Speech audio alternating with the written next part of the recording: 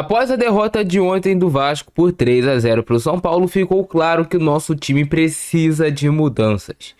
Acusou o golpe. O Vasco está sentindo a falta do Adson há muito tempo, que era um dos principais, se não principal jogador desse time. Quando ele acaba se lesionando, um jogador responsável por dar velocidade, puxar contra-ataque, dar dinâmica ao time. Jogador muito importante para fazer o time do Vasco funcionar. E acusamos o golpe, não temos um substituto à altura pro Adson, não temos nenhum jogador com a característica dele no elenco. É aguardar ele retornar mês que vem, se tudo der certo. Beleza? Também acusamos o golpe da falta do David. David, tão criticado, mas era o melhor que tinha para a posição dele. Era o único que conseguia contribuir com gol, com assistência, de vez em quando fazia uma ou outra boa jogada.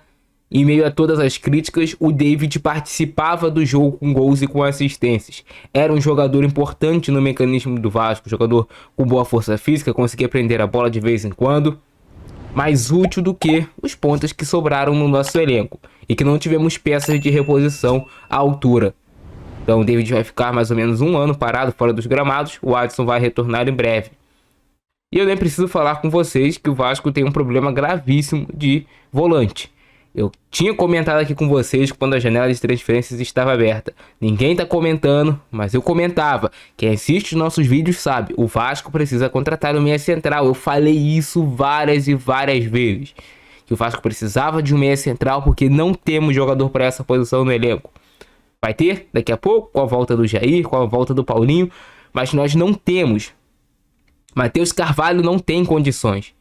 O Sforza não dá dinâmica a esse time.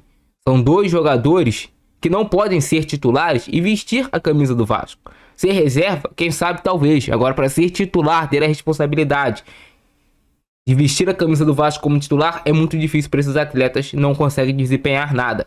O Matheus Carvalho é um jogador que eu acho que decepcionou grande parte da torcida do Vasco. Primeiro pelo fato dele ter jogado já bem em algum momento da temporada e ter tido essa queda de produção muito grande agora. E é o momento do Vasco testar novas alternativas. Eu nem preciso falar de zagueiro, né? Todos os nossos zagueiros do elenco falham. Nenhum deles é confiável. O menos pior é o João Vitor, mas falhou no jogo de ontem. O Maicon é uma geladeira em campo. A mobilidade do Maicon é inacreditável. Para ele virar o corpo, demora 360 dias. Velocidade nem se fala. O Léo, quando entra, faz besteira. É chover no molhado. Tirar o Maicon e colocar o Léo é chover no molhado. E vice-versa. Pode ser que em um jogo o Maicon jogue bem, no jogo seguinte ele falha. Pode ser que em um jogo o Léo jogue bem, no jogo seguinte ele falha. É assim. Então o Vasco acumula problemas no seu elenco. Essa é a grande verdade. Chegamos à semifinal da Copa do Brasil na raça, na camisa, na vontade, na dedicação. E isso não pode ser perdido nesse time. Se esse time perder esse espírito que tinha, que era de correr mais do que o adversário, a gente vai perder todos os jogos. Para esse time do Vasco ganhar de alguém, tem que correr mais do que o adversário.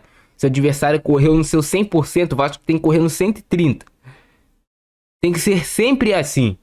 Você não pode perder na vontade, na raça, na dedicação. E tem que ter o mínimo de organização tática. E ter coragem para jogar futebol. Que esse time do Vasco em alguns momentos não tem. Então eu tô aqui com uma possível escalação do Vasco aberta e eu vou falar algumas coisas que eu acredito que precisam mudar. Vocês se lembram que quando o Vasco deu aquela virada de chave, que o time ganhou de 4-1 no São Paulo, embalou uma boa sequência de vitórias, alguns jogos sem perder, o Vasco utilizou a base.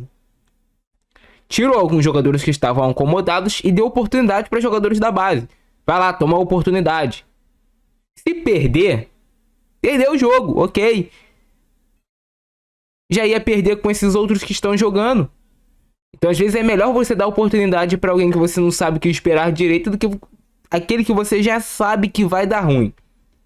Que já é certo. Então, Léo Jardim falhou ontem, mas goleiro titular do Vasco.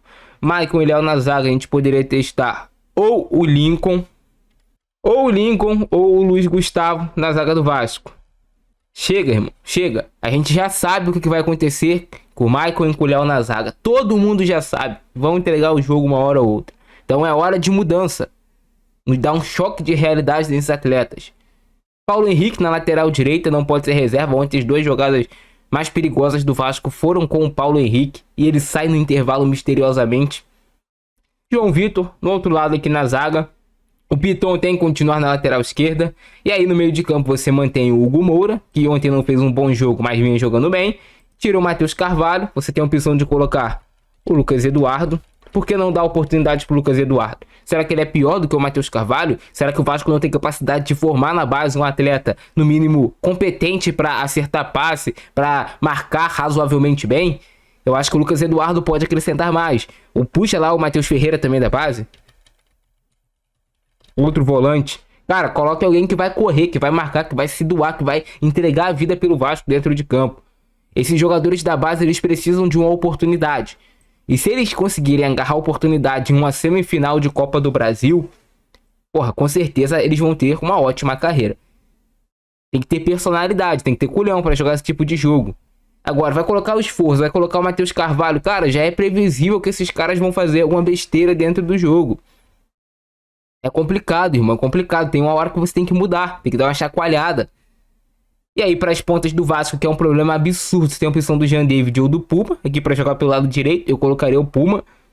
Eu acho ainda que pode funcionar melhor do que o Jean David, que não mostrou o que veio ainda. No meio de campo, Paê, Felipe Coutinho, para armar o time. Eu deixaria o outro, guardaria o outro para um segundo tempo, para poder tentar ter alguma expectativa de mudar o jogo. Não entraria com os dois.